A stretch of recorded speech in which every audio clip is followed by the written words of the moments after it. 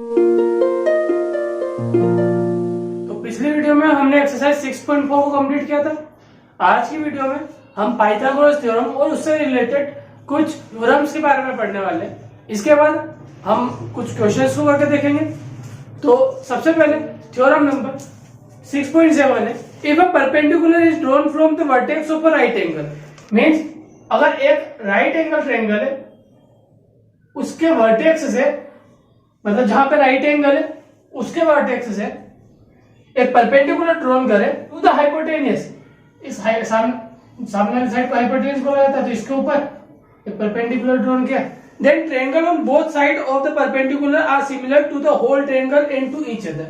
तो ये जो इस परपेंडिकुलर के दोनों साइड में जो ट्रायंगल है वो दोनों आपस में सिमिलर होंगे और ये जो बड़ा ट्रायंगल है उसके भी सिमिलर होगा। तो अगर इस ट्रायंगल का नाम पहले एबीसी है और यहां पे हमने परपेंडिकुलर खींचा डी, तो थ्योरम के हिसाब से जो ट्रायंगल एबीसी है उसके सिमिलर होगा ये वाला ट्रायंगल, ये वाला ट्रायंगल भी।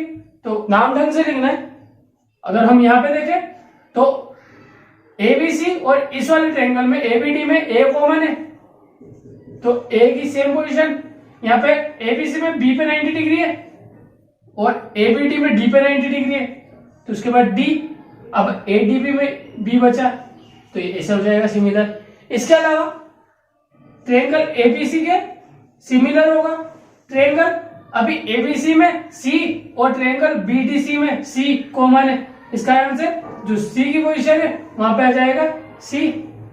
अब एबीसी में बी पे 90 डिग्री है और बीडीसी में डी पे 90 डिग्री है, तो बी की पोजीशन पर आ जाएगा डी। अब बचा केवल बी, तो बीडीसी का बी आ जाएगा, तो ये दोनों सिमिलर हो गए। इसके अलावा इस थ्योरम में ये भी कहा है कि जो परपेंडिकुलर के दोनों साइड के ट्रायंगल है वो आपस में सिमिलर होंगे। तो सबसे बड़ी बात यह है कि हम सिमिलर तो लिख देंगे, पर वहां पे जो नाम है वो कैसे लिखेंगे। जैसे यहाँ पे इस ट्रायंगल का एक एंगल है 90 डिग्री और इसका भी एक एंगल है 90 डिग्री, बचा हुआ किसके करस्पॉन्डिंग में कौन सा नाम लिखेंगे ये अपन बताते हुए कंफ्यूज हो जाते हैं, मतलब चांसेस है कि गलत भी कर सकते थे। तो ये ऐसे एबीसी के थ्रू बताने का फायदा ये हो गया कि अब अपन सही साथ लिख सकते हैं। यहाँ पे दोनों जगह सेम नाम है, तो यहाँ पे करस्पॉन्डिंग साइड का यूज किया होगा सिमिलर प्लेस पे लिखने के लिए, तो इस कारण से अपन इन दोनों को सिमिलर बोल पाएंगे।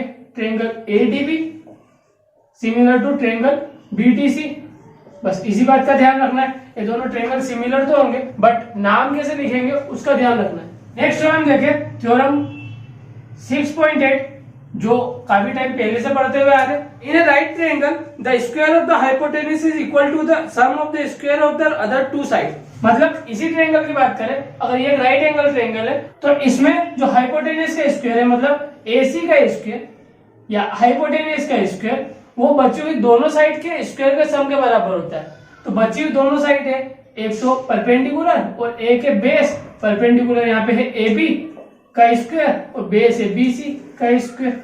ये है थ्योरम जो इससे पहले हम काफी टाइम पहले से जानते हैं, इसको हम पाइथागोरस थ्योरम भी बोलते हैं। अगली है थ्योरम नंबर 6.9। इस थ्योरम को पढ़ के देखें तो थ्योरम है in a triangle if a square of one side is equal to the sum of the square of the other two sides then the angle opposite the first side is right angle. तो इस theorem में बोला है कि अगर किसी एक side का स्क्वायर बची हुई दोनों साइड के स्क्वायर के सम के बराबर है, तो जो पहली साइड बोली है उसका अपोजिट जो एंगल है वो राइट एंगल होगा।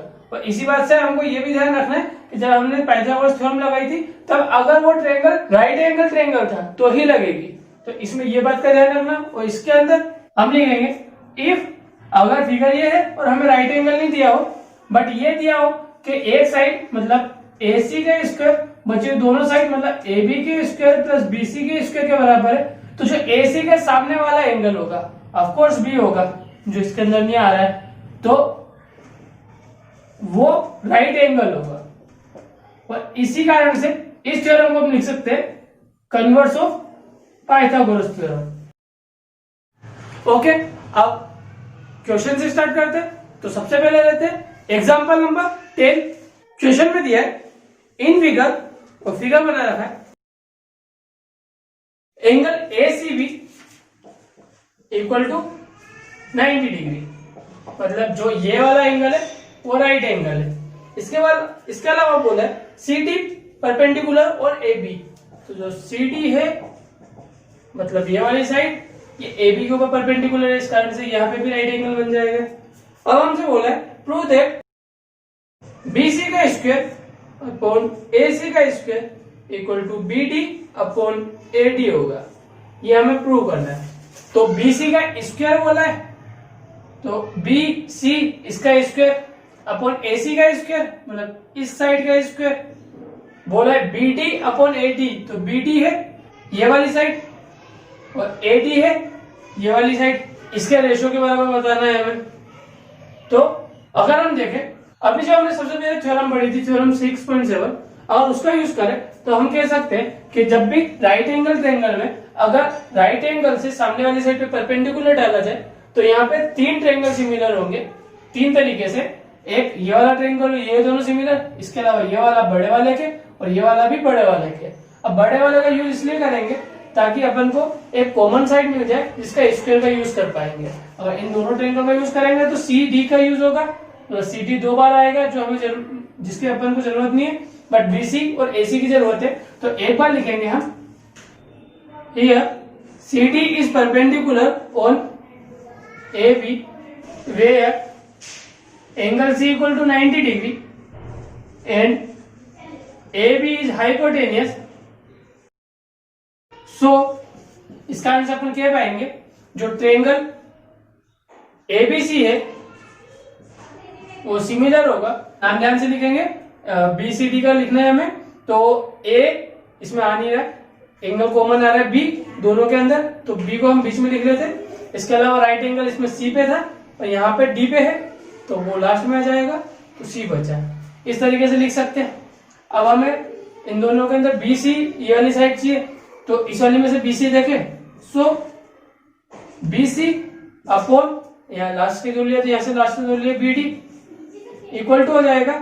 यहां से बीसी चाहिए तो बीसी, तो हमें फर्स्ट के दो लेने, तो यहां से भी फर्स्ट के दो लेने पड़ेंगे। तो अगर हम यहाँ पे लिखे बी है अपॉन बीसी, अगर ट्रायंगल सिमिलर है तो हम करस्पॉन्डिंग साइड का रेशियो बराबर बता सकते हैं, जिसका हमने यहाँ पे यूज किया है। अभी बीसी को इधर भेज दो, बीडी को इधर भेज दो, तो बीसी के स्क्वायर की वैल्यू जाएगी हमारे पास बी डी इंटू बी ए।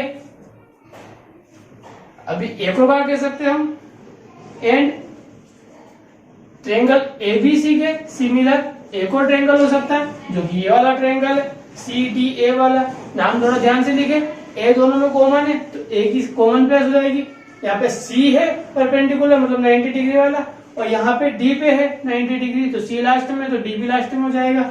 अब बचा है इस वाले ट्रायंगल का सी। अब यहाँ पे भी अगर वो यूज करें कि जब ट्रायंगल सिमिलर है तो करस्पॉन्डिंग साइड का रेशियो इक्वल होता है, तो हम लिख पाएंगे हमें यहाँ पे जरूरत है AC के स्क्वायर की। तो AC को लाना है तो एक बार दोनों साइड के ले, तो यहां से भी दोनों साइड के लेते हैं तो AD आ जाएगा इक्वल टू, हमें एक बार AC चाहिए तो यहाँ पे AC स्टार्टिंग दो में, तो स्टार्टिंग दो ले लेते हैं AB, तो अपन में आ जाएगा AC। इधर उधर भेज दे मल्टीप्लाई के फॉर्म में डिवाइड से, तो ये हो जाएगा AC का स्क्वायर इक्वल टू यहाँ पे हो जाएगा AB डॉट AD। अब हमें यह शो करना था कि इन दोनों का रेशियो, तो हम लिख सकते हैं इक्वेशन फर्स्ट और इक्वेशन सेकंड का रेशियो ले, equation first divide by equation second, तो हमें मिलेगा BC का स्क्वायर अपॉन में AC का square equal to BD BA whole upon AB AD। अब यहाँ पे देखो AB और BA दोनों बराबर है, तो ये कट जाएंगे, तो यहाँ पे बचा BD अपॉन AD। और मतलब जो हमको प्रूव करना था वो हम प्रूव कर चुके, तो ये हो गया शो। अब एग्जांपल नंबर 11 को सॉल्व करके देखते हैं। एग्जांपल नंबर 11 है, a ladder is placed against wall such its foot is at distance of 2.5 metre from the wall. इसका फिगर भी बनाते जाए तो थोड़ा समझ में भी आ जाएगा। एक लेडर के बारे में बताया जो एक वॉल से टिकी हुई है, और वॉल जमीन पे होती है, और अगर ये टिकी हुई है तो कुछ इस तरीके से टिकी हुई होगी। और हमें पता है कि इस लेडर का फुट है वो वॉल से 2.5 मीटर दूर है, मतलब ये 2.5 मीटर हो गया। And its top reach a window 6 metre above the ground. और ये जो लेडर है वो 6 मीटर ऊंची विंडो तक पहुंच रही है। तो अगर विंडो यहाँ है तो यहाँ से यहाँ तक की डिस्टेंस हो गई 6 metre. Find the length of ladder, तो हमें लेडर की लेंथ निकालनी। और ये बेसिक सा क्वेश्चन हो गया जो कि नॉर्मली हम पाइथागोरस थ्योरम सीखते हैं तब क्वेश्चन ऐसे क्वेश्चन सीखने को मिलते।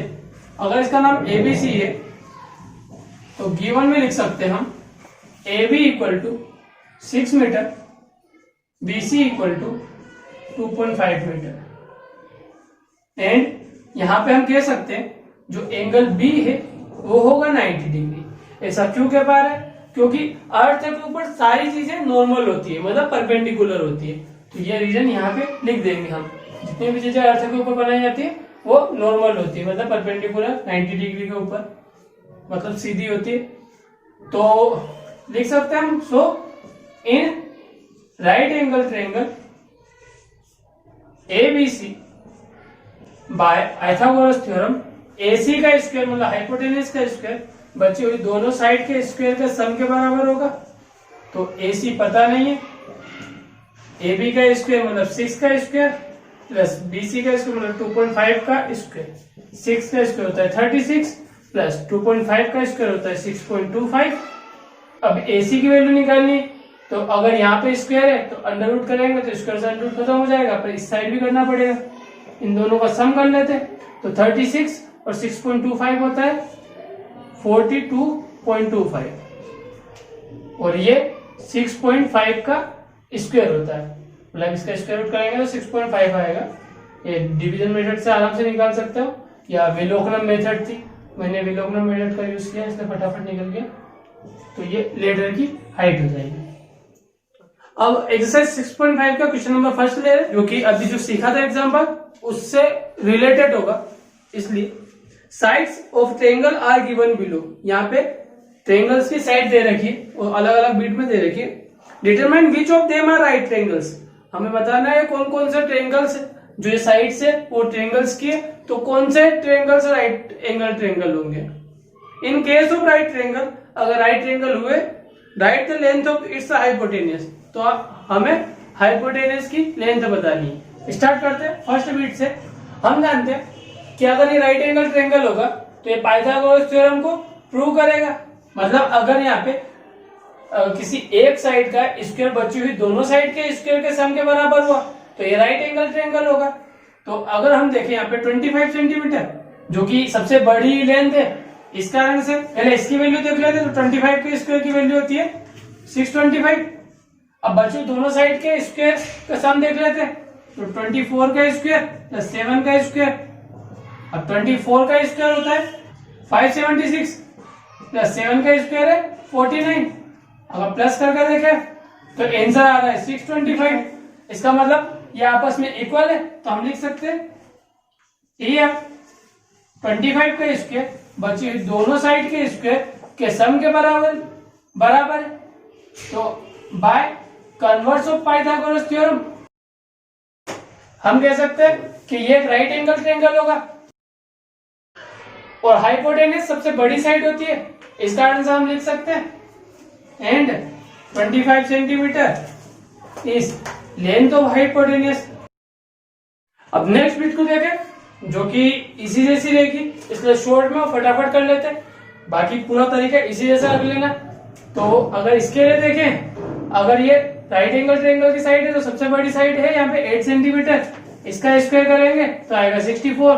बची हुई दोनों साइड का स्क्वायर प्लस 6 का स्क्वायर प्लस 3 का स्क्वायर, 6 का स्क्वायर होता है 36 प्लस 3 का स्क्वायर होता है 9। अगर प्लस करेंगे तो आंसर आएगा 45। मतलब यहाँ पे 8 का स्क्वायर मतलब 8 का स्क्वायर बची हुई दोनों साइड के स्क्वायर के सम के बराबर नहीं है, और इस कारण से ये राइट एंगल ट्रायंगल नहीं है। थर्ड वाले के लिए देखें, सबसे बड़ी साइड है 100, इसका स्क्वायर हो जाएगा 10,000। बची हुई दोनों साइड है 80 का स्क्वायर प्लस 50 का स्क्वायर, मतलब 8 का स्क्वायर होता है 64, तो 80 का हो जाएगा 6400, 50 का स्क्वायर होता है 2500। इन दोनों को प्लस करेंगे तो आंसर आएगा 8900। मतलब एक साइड का स्क्वायर बची हुई दोनों साइड के स्क्वायर के सम के बराबर नहीं है, और बची हुई साइड के लिए तो पॉसिबल हो भी नहीं सकता। क्योंकि बची हुई दोनों साइडें तो छोटी है, तो इन दोनों में से कोई भी एक साइड का स्क्वायर बची हुई साइड के स्क्वायर के सम के बराबर देखेंगे तो पॉसिबल ही नहीं, क्योंकि सबसे बड़ी साइड के लिए पॉसिबल नहीं है। तो ये वाली लाइन वापस लिख देंगे। इस वाले के लिए देखें, यहाँ पे सबसे बड़ी साइड है 13 का स्क्वायर, वो होगा 169, बची हुई दोनों साइड 12 का स्क्वायर प्लस 5 का स्क्वायर करें तो हो जाएगा 144 प्लस 25, इन दोनों को प्लस करेंगे तो आता है 169। इसका मतलब यहाँ पे एक साइड का स्क्वायर बची दोनों साइड के स्क्वायर के सम के बराबर है।